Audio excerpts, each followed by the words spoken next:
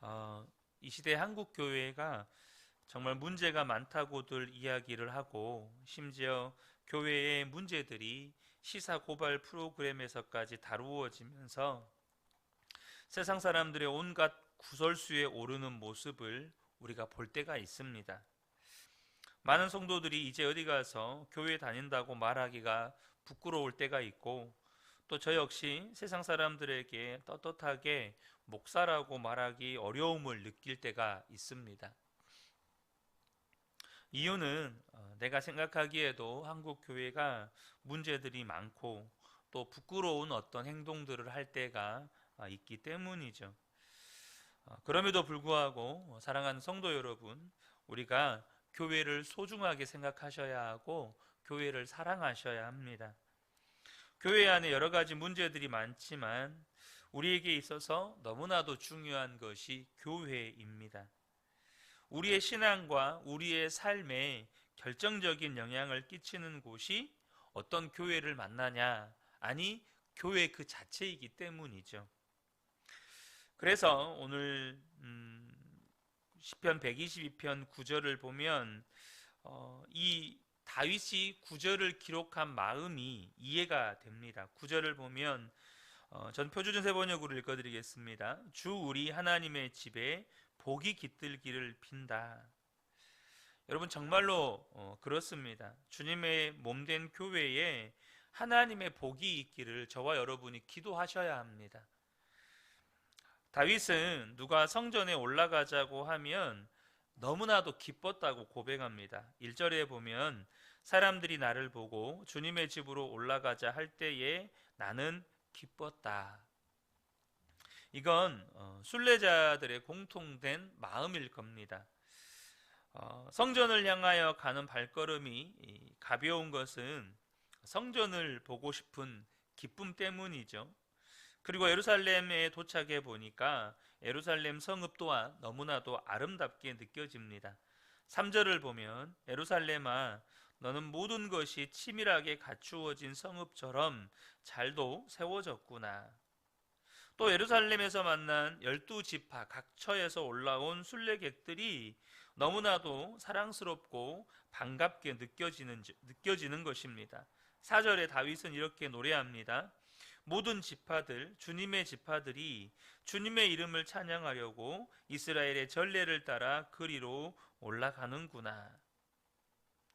혹시 여러분들이 나중에 기회가 되면 꼭 성지순례, 그러니까 이스라엘 성지순례를 한번 다녀와 보시도록 권해드리고 싶습니다. 지금은 코로나로 인해서 세계를 이렇게 왔다 갔다 하는 것이, 다른 나라를 다녀오는 것이 지금 많은 어려움이 있지만 코로나 이전에 이스라엘은 한 해에 수백만의 그리스도인 순례객들이 방문을 합니다. 저도 한 두 차례 정도 성지 순례를 다녀왔는데요.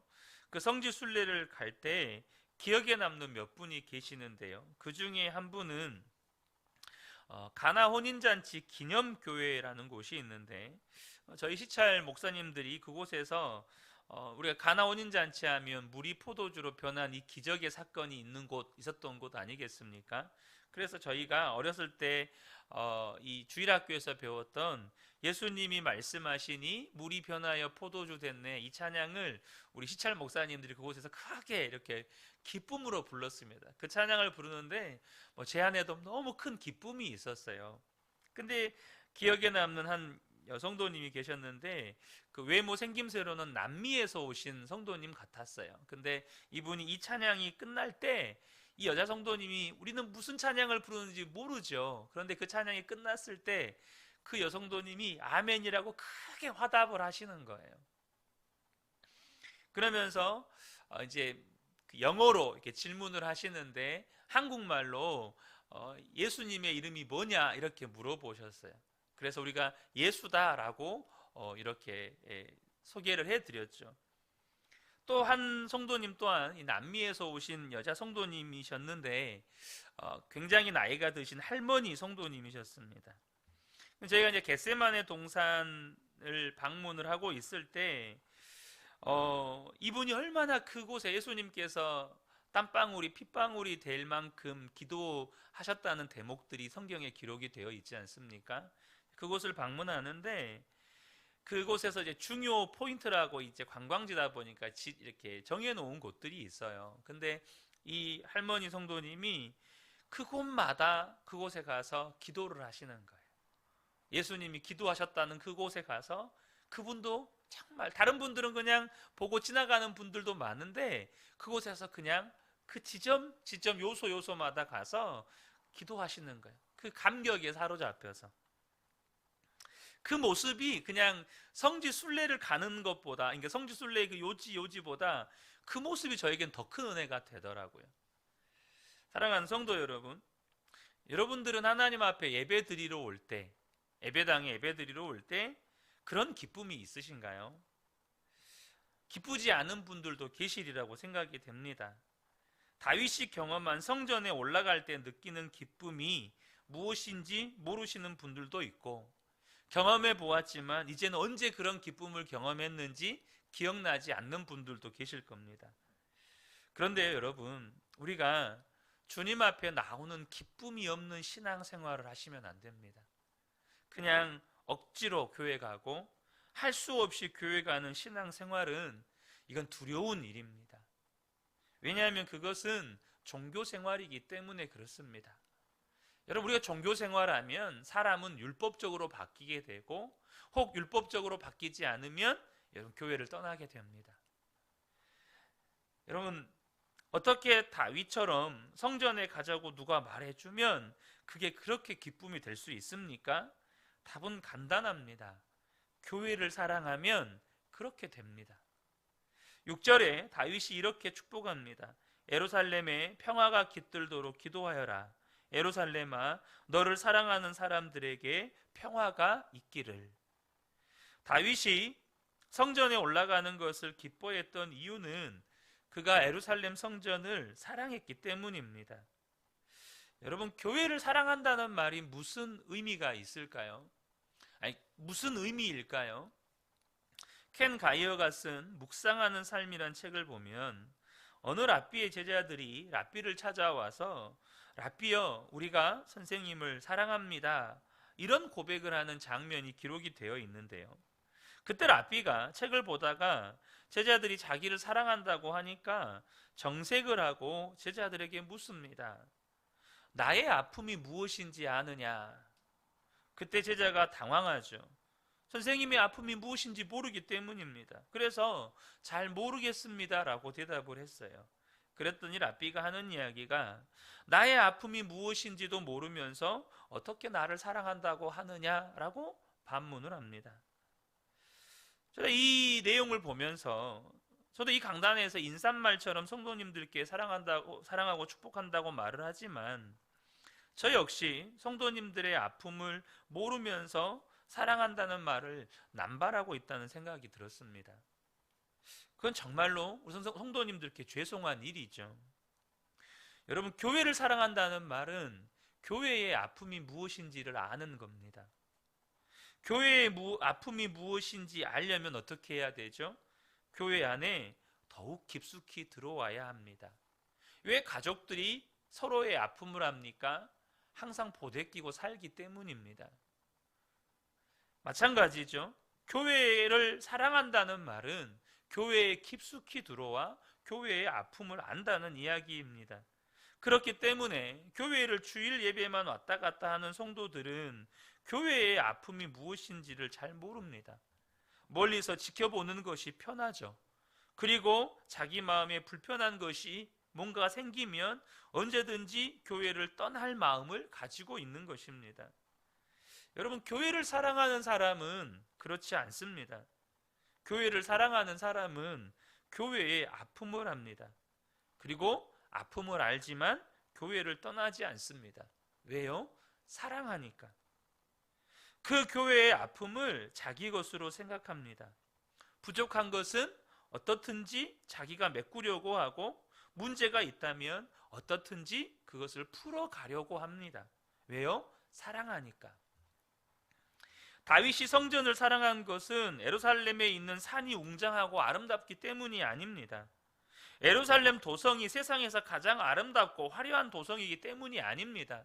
우리가 교회를 사랑한다고 말할 때 교회가 성도 수가 엄청나게 많은 대형 교회거나 혹은 그 교회가 수백억을 들인 아름다운 성전을 가지고 있어서나 혹은 그 교회가 다른 교회에 영향을 줄 만큼 탁월한 어떤 목회의 어떤 철학이나 목회의 어떤 프로그램이나 이런 것을 가지고 있어서가 아닙니다. 만약 우리가 교회를 다닌다고 할 때, 내가 교회를 사랑한다고 말을 할 때, 혹은 우리 교회를 다른 사람들에게 소개를 한다고 말할 때, 그것을 소개하고 있다면 그건 교회를 사랑하는 게 아닙니다.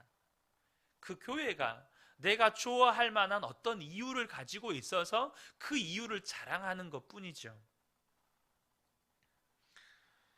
다윗이 예루살렘 성을 사랑한다고 말한 이유는 딱 한 가지입니다. 하나님을 사랑하기 때문에 그런 겁니다. 오직 하나, 하나님이 그 예루살렘 성전에 임재하시겠다고 약속하셨기 때문에 하나님이 계신 예루살렘 성전을 사랑하는 것입니다. 교회도 마찬가지죠. 우리가 왜 교회를 사랑할까요? 예수님 때문입니다. 교회가 좋아서 내가 좋아하는 것만 가득하기 때문에 교회를 사랑하는 것이 아니고, 교회야 예수님께서 교회의 머리이시고 교회는 예수님의 몸이기 때문에 그 교회를 사랑할 수밖에 없는 것입니다. 빌 맥시슨이라고 하는 사람이 나의 선택이라는 시를 썼습니다. 그 시에 이런 질문이 나옵니다.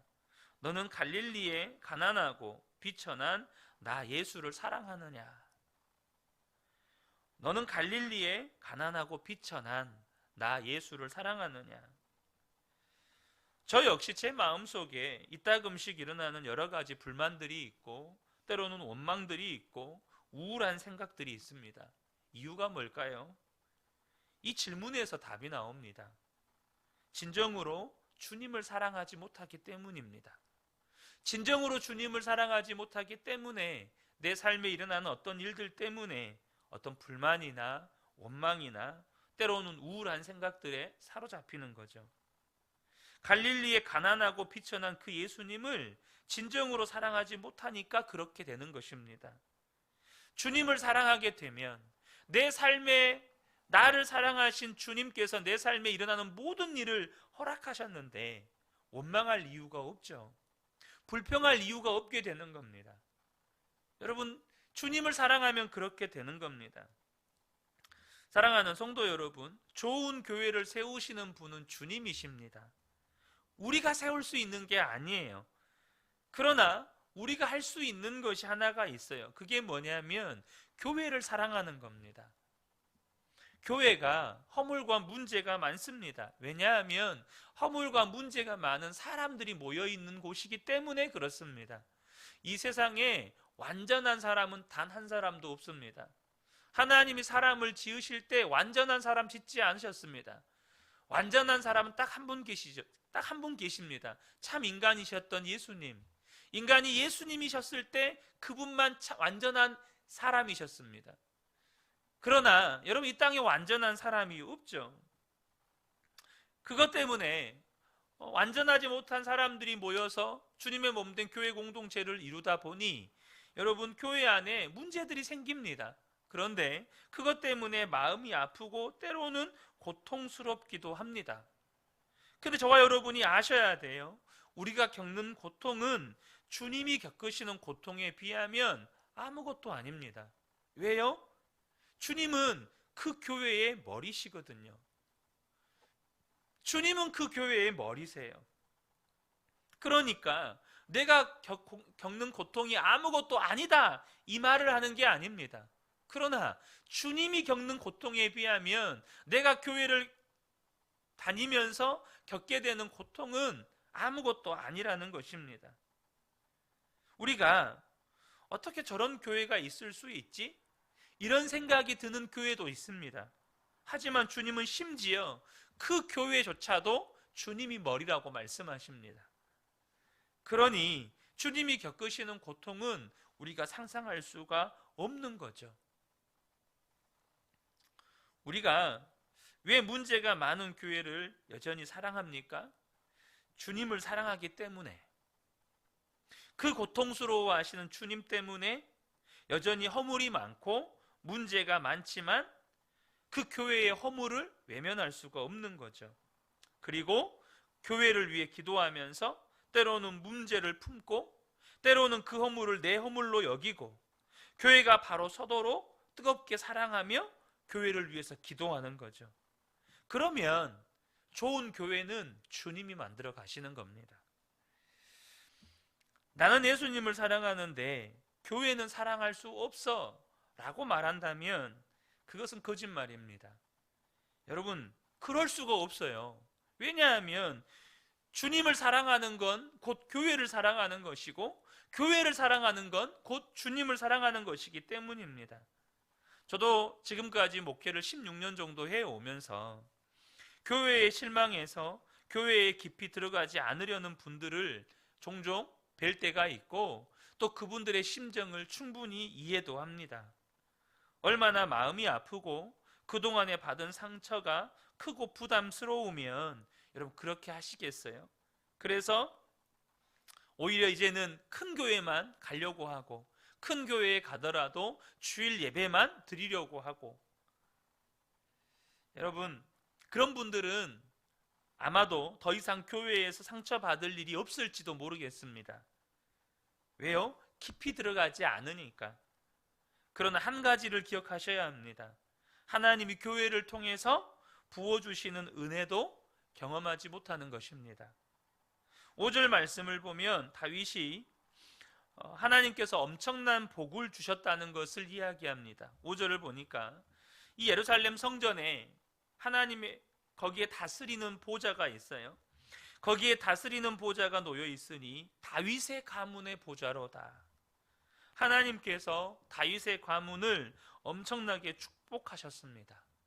그 예루살렘 성전에 있는 보좌가 다윗의 가문의 보좌라는 거예요. 그만큼 하나님께서 이 다윗의 가문에 복을 주셨다는 거죠. 왜 그렇습니까? 왜 하나님께서 다윗의 가문에 이런 복을 주셨습니까? 이유는 다윗이 하나님의 성전을 사랑하는 자였기 때문입니다. 그는 하나님을 사랑해서 하나님의 성전을 짓고 싶었습니다. 그러나 하나님이 허락하지 않으셨습니다.